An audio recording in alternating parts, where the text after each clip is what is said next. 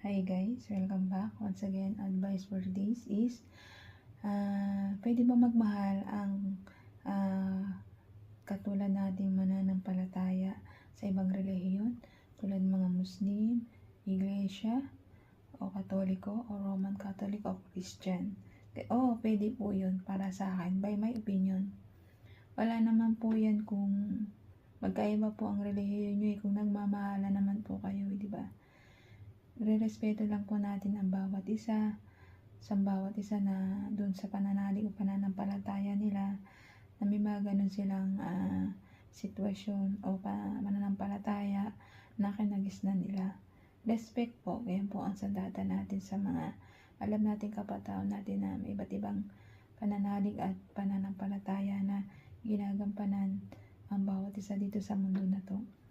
May iba-iba po kasing klase ang ating paniniwala at pananalig sa Diyos. May Muslim, may Christian, may Iglesia, Christian, Catholic, Roman Catholic, o Catholic lang.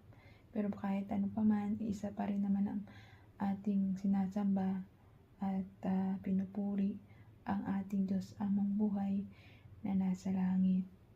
Kaya lang nagkakaiba lang sa paniniwala na ang kanyang Diyos anak na si Jesus Christ sa Muslim ay isa lang daw tong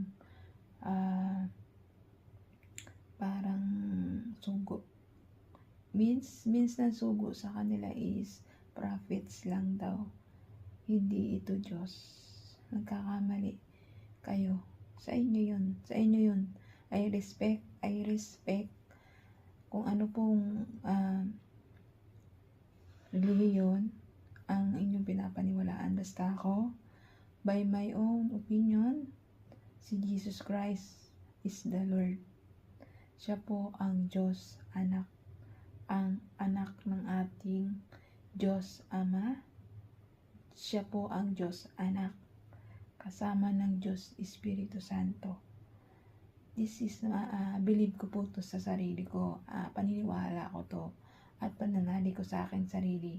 Naniniwala po ko sa aking mga Diyos, na ang Diyos Amang buhay na nasa langit, na gumawa ng Creator dito sa ibabaw ng mundo, ng tao, ng hayop, bundok, hangin, tubig, siyang gumawa dito.